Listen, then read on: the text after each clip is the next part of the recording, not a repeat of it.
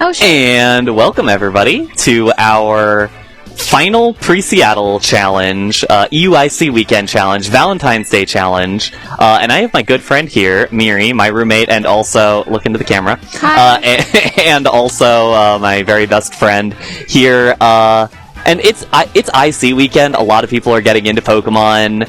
Champions is probably around the corner. So I wanted to get the opportunity to teach someone on stream a little bit about our wonderful VGC game while getting through some very high-level Pokemon. These are two great players on stream already. We have Josh Winfield and David Ochoa Jr. Josh Winfield running the...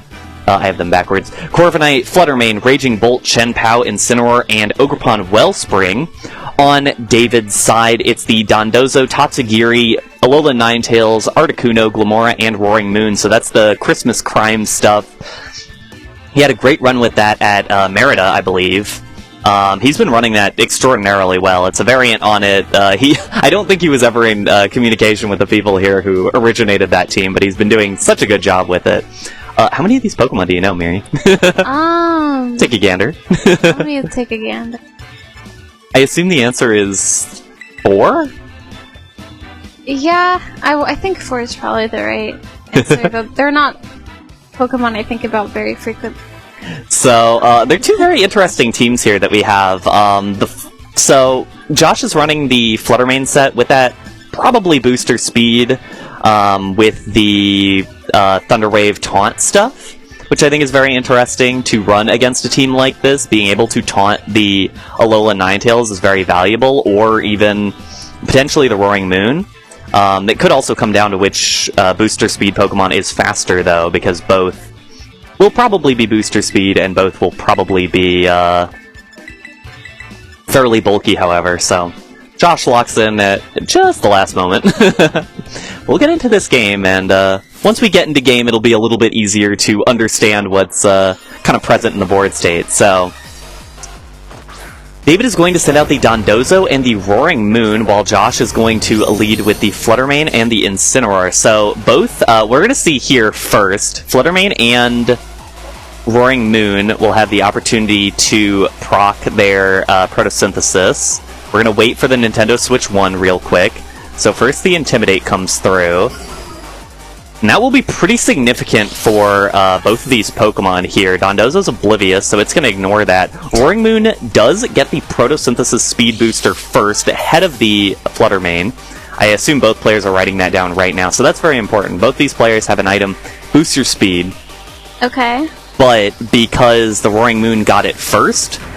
on David's side, it means that that one's going to be moving first in general. So David has a bit of priority because of that, because he will be the one moving first here. Okay. At the same time, there's that move Fake Out. Only use it on your first turn out, but it's a guaranteed flinch. So Josh does have the pressure there with the Incineroar Fake Out being available. It's a plausible opportunity here for David to go for a double protect, but the problem is that your Dondozo is kind of in an awkward spot if you do that. Dondozo, we'll see what his business is in a bit, but the main thing is that, yeah, the Roaring Moon's going to protect, probably expecting the Fake Out here. It might be a double protect just to stall out the entire turn. Yeah, it will be. So David went for 2 protects there just to stall out the initial Fake Out turn from the Incineroar, and also to kind of scout out what Josh wanted to do with the turn. The problem is now that David is now missing the Protect on the Dondozo, who's kind of just sitting around right now. That's the big fish there. Mm-hmm. Kind of just sitting around right now. And so, potentially, David will have to switch out the Dondozo, or just kind of allow it to get paralyzed by the Fluttermane. Fluttermane clearly wanted to focus on the Thunder Wave into that slot, which I think is very smart for Josh.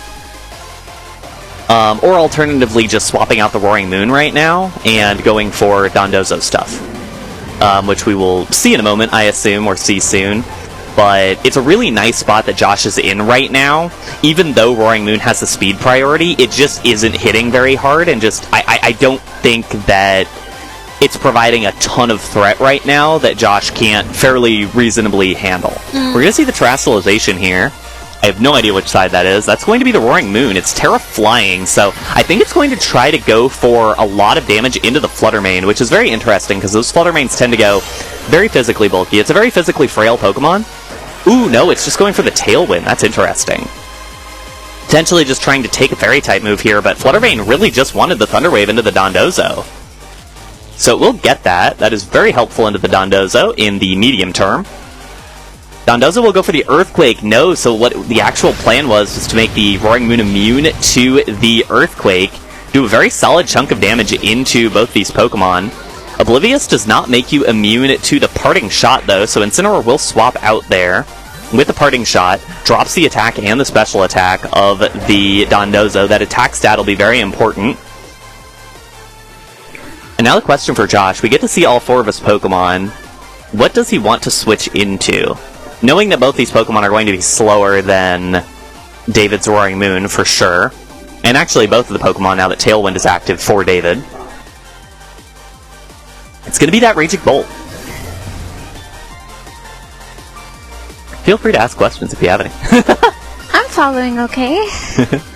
So, Fluttermane is going to have a bit of a difficult question here. It could go for the Thunder Wave into the Roaring Moon, just try to paralyze the entire team. It is a very strong Pokemon, just straight up, and so it will be able to just go for like a big Moon Blast, or potentially an Icy Wind to lower the speed of both these Pokemon. The question is what Josh wants to do with the Raging Bolt. It's a Life Orb variant, but it doesn't have Calm Mind.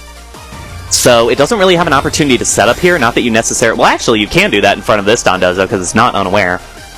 It will just protect, so will the Dondozo, so only the 2 Booster Mons will go for anything here. Roaring Moon goes for the knockoff into the Raging Bolt, not going to connect on account of the Protect.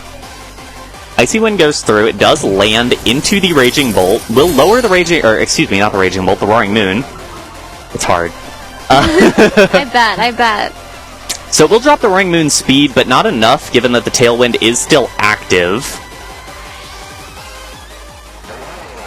Now Josh is having to decide, okay, do I want to risk HP on the Raging Bolt? Do I want to risk losing the Life Orb on the Raging Bolt from the knockoff?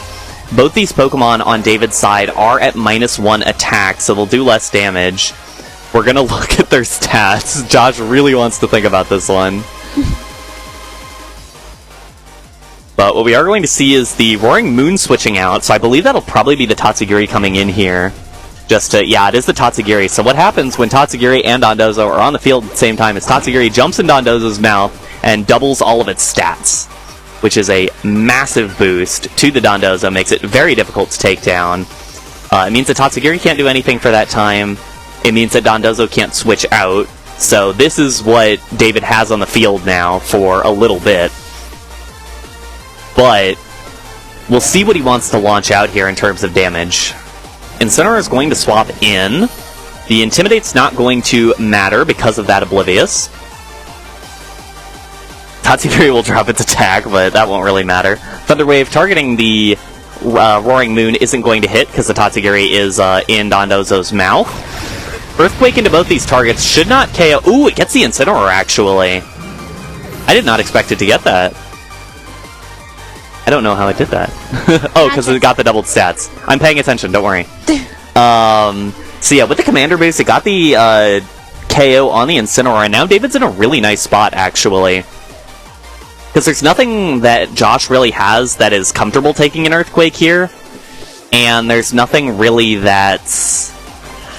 The Raging Bolt is definitely the best damage into the Dondozo, that's for certain. And it might just be that Josh has to launch as much damage into the Dondozo right now as possible, but David still has a full HP Roaring Moon, a nearly full HP Roaring Moon, a full HP Tatsugiri, and whatever it is in the back. So David is really taking control of this game with the positioning of the Dondozo here, especially because Josh really doesn't have a great answer for any of it.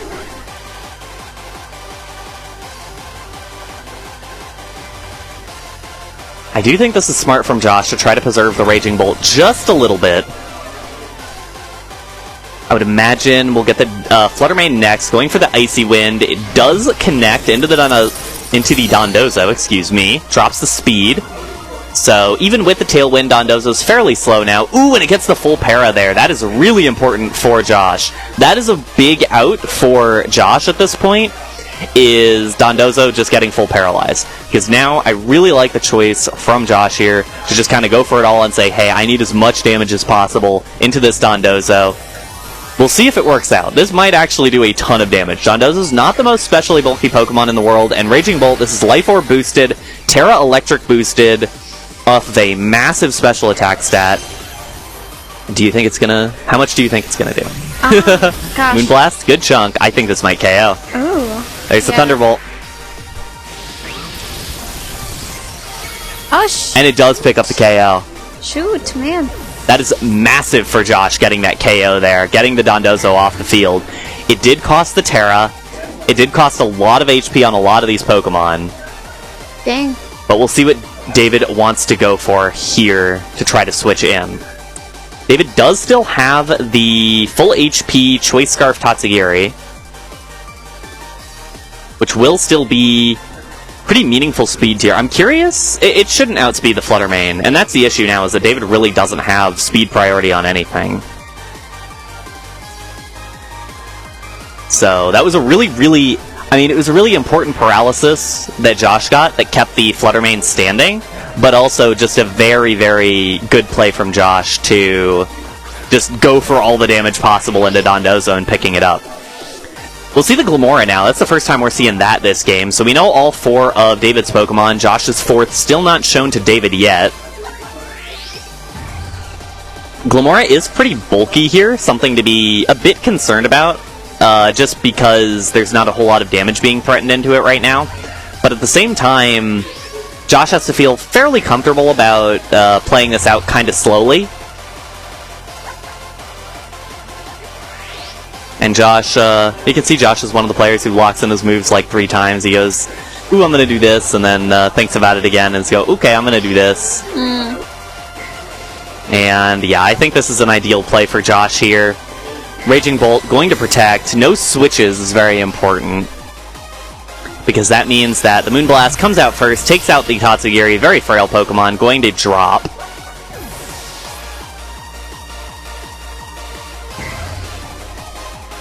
Meteor Beam from Glamora will come out now. We'll get that Power Herb, so we'll boost the special attack first, and then we'll do a bunch of damage if it connects, although it might also be targeted into the Raging Bolt, in which case it won't do anything. No, it misses the Flutter Mane. I don't know how much that mattered in the grand scheme of things, but certainly does not help David's case at all. I don't really know if David has a huge out here. Glamora's going to have to do a lot of damage here, that's for sure.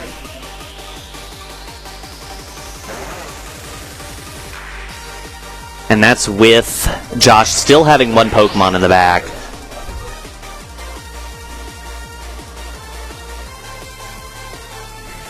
The Roaring Moon, because it switched back in, no longer has the Photosynthesis boost, so it is slower than Flutter Mane now, although it should still be faster than Raging Bolt, I would imagine.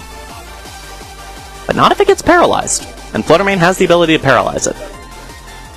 So see both players making their choices here. You can see David taking a little longer than he has usually been making this choice, because it is a very difficult and important turn here. Thunderclap, priority move, going to come out into the Glamora, and it picks up the KO. That is a ton of damage. That's probably going to end this one. I was not expecting a KO that quick.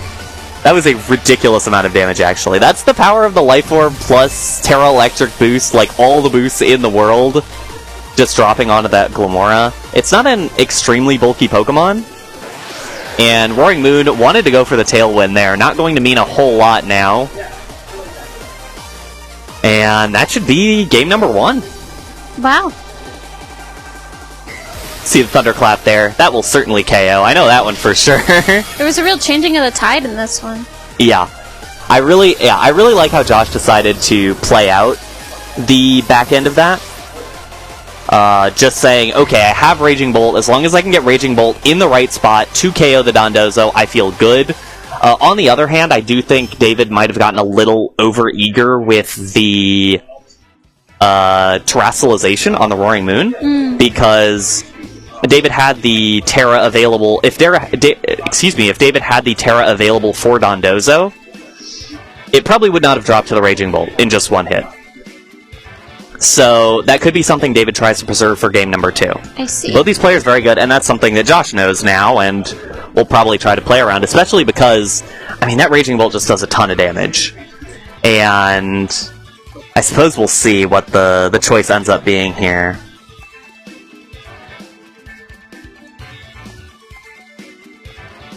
In the last game, we did not see the Corviknight or the Wellspring from Josh, or the Articuno or Ninetales from David.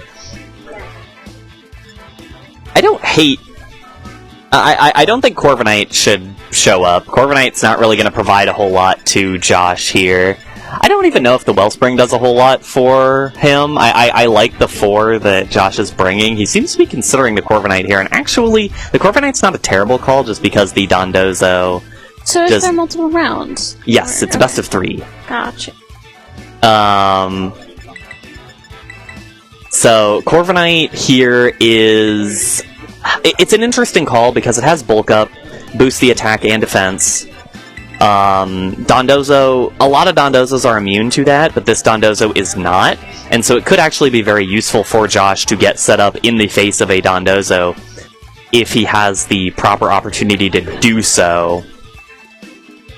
He's really thinking about it, though. It'll be an interesting call. Corviknight's one of the rarer Mons that Josh at least has. Definitely the rarest one that Josh has on his team. So... we will see him lock it in, so... and Josh takes all of his time to lock in his Pokemon. Again, this is round number 1 here. Both these players, No, it's round 2. Game 2 of round 1, excuse me. And same leads from David, and a bit of a switch up from Josh here. So we will see the Dondozo and the Roaring Moon again for David. It's the Fluttermane and the Raging Bolt from Josh. That is instead of... what was even the lead last time? It was Incineroar. So that means that the Roaring Moon is doing significantly more damage. The Dondozo isn't really affected too much right now, but it could go for an Earthquake here. There's not a lot stopping David from going for something like a Tailwind Earthquake, other than just, I'm afraid of getting hit with Thunder Wave. And Josh can also switch out the Raging Bolt at this point. There's really not a ton of downside to it. I think that's something you'll seriously consider here. And you do have to worry about that Thunderclap. Thunderclap is a priority move. It only goes if the thing it targeted decided to attack. So if Dondozo tries to attack with Earthquake, it'll probably just drop to Thunderclap. And so that's something David has to be really cognizant of at this point. But that also puts David in a position where he can say, okay, I know that you're probably going to do that. Raging Bolt protects. I'd imagine we see a Dondozo protect as well. We will see the Dondozo protect too. And then Roaring Moon will go next. I'd imagine it goes for the Tailwind here. It does, so that'll double the speed on David's side, giving David a ton of control over the board state. Thunder Wave goes into the Dondozo. Maybe a tiny bit of a misplay from Josh there. Definitely wanted to cover that potential. But now there's really not a lot stopping David from even just switching in the Tatsugiri and going for an Earthquake here. This puts the Dondozo in a really, really strong spot. But at the same time, there is still Thunderclap available. See what the choice ends up being. A lot of decision-making for both these players right now.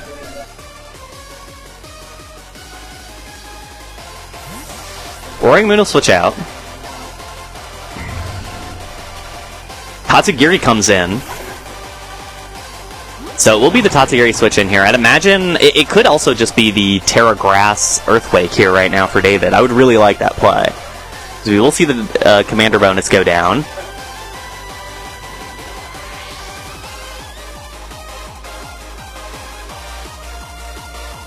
Raging Bolt does switch out, and I like that choice from Josh, just assuming the Earthquake is coming out and saying, okay, I can't have Raging Bolt, the electric type, sit out in front of that. Instead, the Corviknight, who is immune to electric moves. And yeah, there is the Terra there, so it kind of baits out the Terra, which is a really nice play there for Josh. Kind of anticipating what David's best move was there, and making a decent play around it. But also, ooh, the Dondozo actually just goes for the Wave Crash into the Fluttermane. It is going to pick up the knockout. We'll do a bit of damage back to the Dondozo, but definitely worth it to get rid of that Fluttermane in such a crucial spot. Especially knowing that it probably would have been a Thunder Wave into the Dondozo if it didn't go for that. And so now the Dondozo, unparalyzed, going to feel really good here. The problem, though, is that Corviknight, although David has to feel pretty comfortable about being able to handle that if the rest of the setup is kind of dealt with. There's the Chen Pao coming in. First time we're seeing Chen Pao this set, actually. It was there in the first game, but we didn't really get to see it.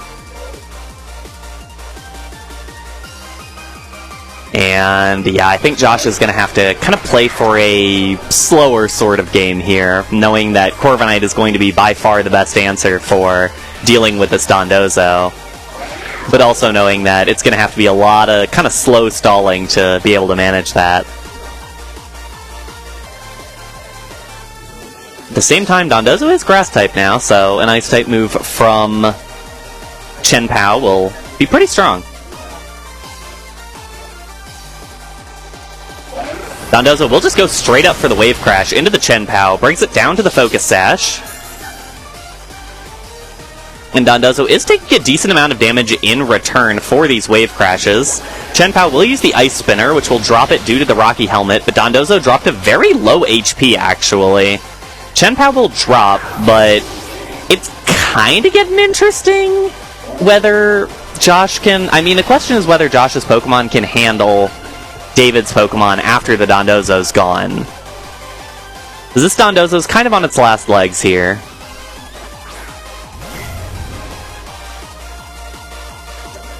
I wonder if a Thunderclap takes it out at this range, and you can see Josh kind of considering that right now, where it's, do I go for a Terra Electric Thunderclap? Does that do enough damage? I think it has to.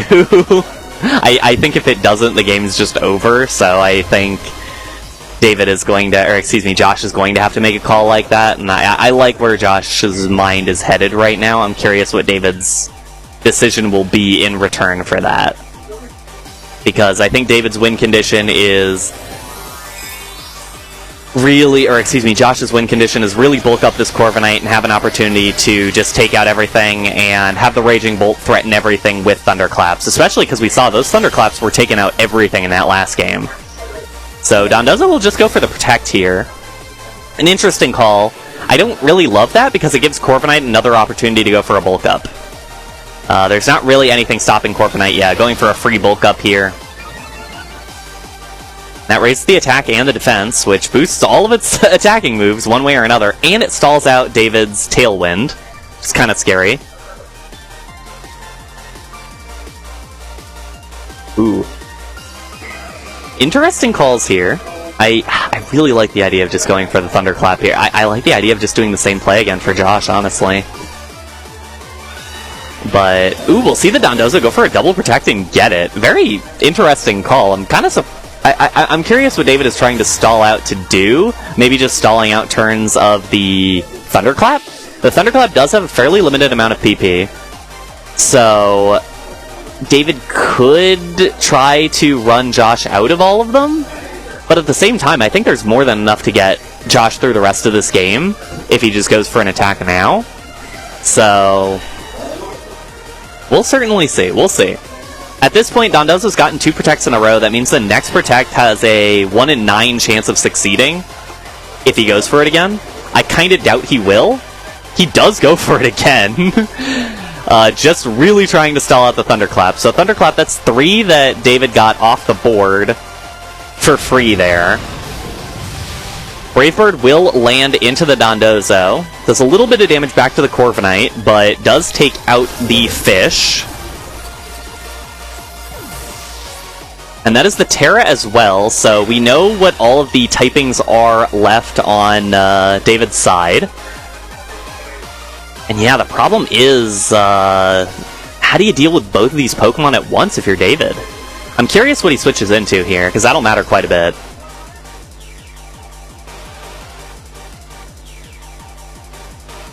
And he's clearly taking his time to think about it.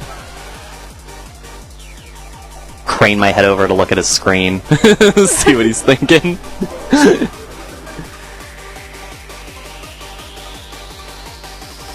Can you see from that far? You can kind of see it. Like, that's the screen over there. Like, up kind of around that corner. I don't have the angle that you have. Kind of see, it looks like he's thinking about the Roaring Moon, and yeah, that is what he's going to go for. The Roaring Moon switch in there. And the problem here with the Roaring Moon is that I think it's a really clean spot to just go for because the Tatsugiri doesn't have any non-attacking moves, so Thunderclap will always work into it unless it switches out. And Roaring Moon doesn't exactly have a ton of damage here, particularly into the Raging Bolt. I think the best play... it's so difficult for David at this point. I think you have to switch and try to get a Tailwind up with Roaring Moon or something, but even then, I don't know what the plan is. Josh is in such a nice spot here with this Raging Bull. The Raging Bull is honestly incredible in this matchup. It's been putting in so much work. And Thunderclap will connect into the Tatsugiri. That's a KO. I don't think we even saw it in game one. I know for a fact, Tatsugiri, just not a very bulky guy. Look at how little he is. He's so cute. He's evil is the problem. He's evil? Why is he evil? Because he helps out the... Ooh, big critical hit, actually. That could be very meaningful. He's evil because he helps out Dondozo, yeah. He's the real... A lot of people don't like Dondozo. Tatsugiri is the real power behind the throne. That's the scary part. That body press was huge into the Corviknight. Or, excuse me, into the Raging Bolt. Got the one-hit knockout. The knockoff getting the critical hit was significant, but I don't think significant enough to swap this game into David's favor. It's just the Glamora remaining for David against both these Pokemon from Josh. Glamora's gonna need at least 2 attacks to get through this. It's gonna be a lot of weird stall here, I think. There's the Spiky Shield, but if Josh calls out that play, there is a very free answer. I like the Thunderclap there. Losing another Thunderclap, only 3 remaining. Ooh, Corviknight went for the body press into the Spiky Shield. That could be kind of scary. The Spiky Shield does damage back if you attack physically into the Protect.